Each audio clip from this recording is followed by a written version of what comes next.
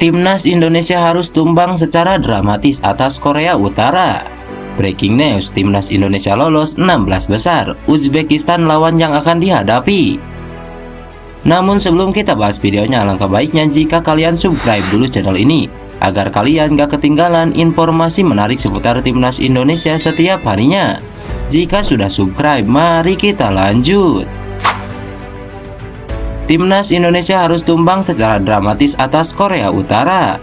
Timnas Indonesia menelan kekalahan dari Korea Utara dalam lanjutan grup F Asian Games 2023. Garuda Muda takluk dengan skor 1-0. Indonesia kebobolan pada menit ke-39. Yo Sang Kim yang menjadi penentu kemenangan Korea Utara. Dengan hasil ini, Indonesia mengumpulkan 3 poin sama dengan Kirgistan dan Taiwan. Indonesia tetap menempati salah satu peringkat 3 terbaik di klasemen Asian Games 2023 hingga lolos ke 16 besar sebagai runner-up 3 terbaik grup F. Indonesia kebobolan 1 gol pada babak pertama. Yo Sang Kim yang menjaringkan bola memanfaatkan situasi kemelut di muka gawang Indonesia.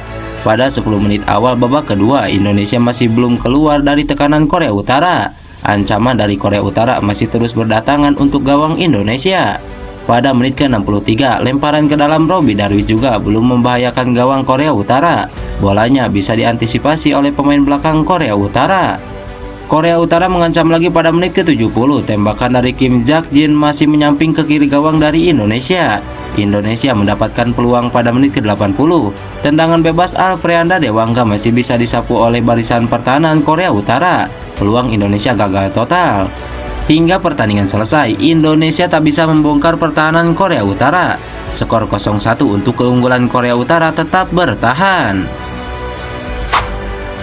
Breaking news, Timnas Indonesia lolos 16 besar, Uzbekistan lawan yang akan dihadapi.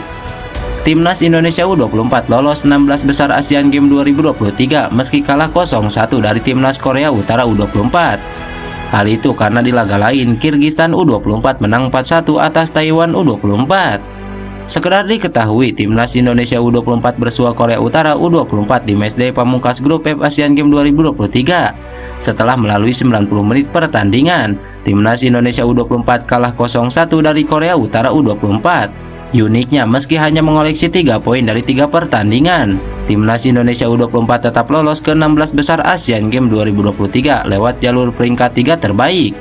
Di klasemen akhir grup F, Kirgistan U24 finish di posisi kedua dengan koleksi 3 angka. Disusul di posisi 3 dan 4 ada Timnas Indonesia dan Taiwan yang sama-sama mengemas 3 angka. Kirgistan menempati posisi yang lebih baik ketimbang Timnas Indonesia karena mencetak gol lebih banyak ketimbang skuad Garuda Muda 4-2, meski keduanya memiliki selisih gol 0. Sementara itu, Taiwan U24 berada di posisi juru kunci dengan 3 poin dengan selisih gol -4. Sekedar diketahui, selisih gol menjadi tolak ukur utama penentuan posisi ketika ada 2 tim atau lebih mencetak gol sama, baru jumlah gol dan poin disiplin.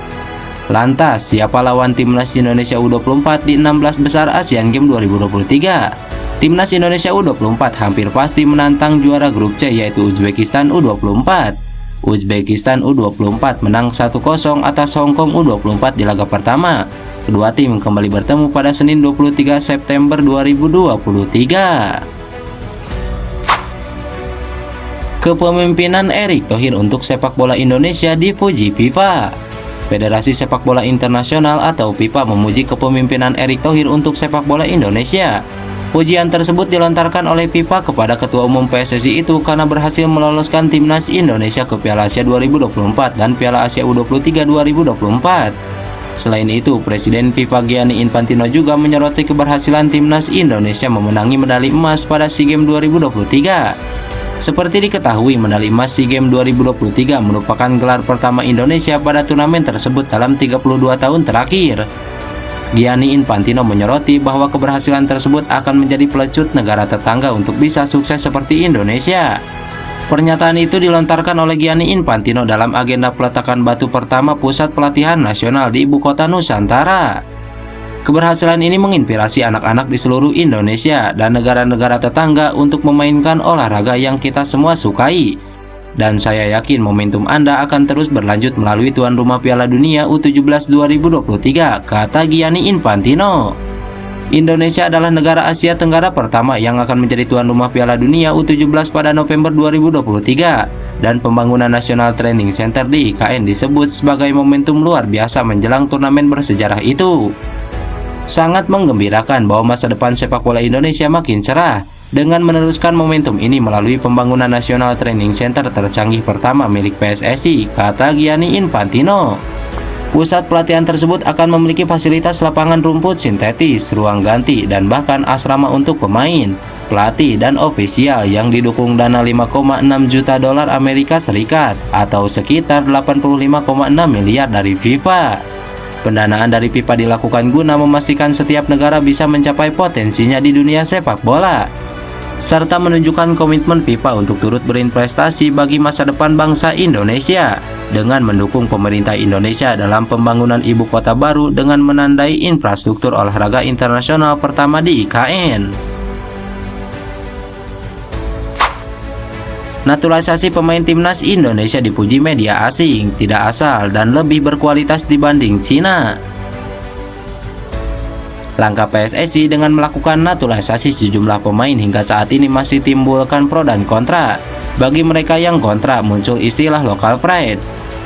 Menariknya, justru negara lain memberikan pujian dengan langkah naturalisasi pemain di timnas Indonesia. Salah satu media asing menyebut bahwa naturalisasi pemain di timnas Indonesia lebih baik jika dibandingkan dengan Cina. Seperti diketahui, sejumlah negara termasuk Cina juga mengambil langkah melakukan naturalisasi untuk memperkuat skuad tim nasional mereka. Namun berbeda dengan Indonesia, sejumlah pemain asing yang membela tim nasional Cina tidak memiliki garis keturunan atau berdarah Cina. Hal ini yang dianggap media Korsel Best 11 sebagai langkah jitu dari timnas Indonesia untuk memperkuat skuad besutan Sintayong. Ini bukan naturalisasi seperti di Cina, di mana banyak uang yang dikeluarkan untuk pemain tidak terkait. Para pemain di Indonesia merupakan pemain keturunan Indonesia yang lahir di Eropa, khususnya Belanda atau Belgia, ulas media Korsel tersebut. Ditambahkan media Korsel itu, untuk pemain yang akan dinaturalisasi, pelatih Sintayong juga ikut mengamati dan terbang langsung ke negara si pemain bermain. Coach Shin berusaha semaksimal mungkin memperkuat kemampuan tim dengan terbang langsung ke negara lain dan membujuk si pemain tersebut agar mau membela timnas Indonesia, ungkap Best 11, salah satu media Korea. Hasilnya pun cukup positif. Sepanjang 2023, timnas Indonesia meraih 3 kemenangan, 3 kali seri, dan 2 kekalahan. Lantas bagaimana menurut kalian? Tulis pendapat kalian di kolom komentar.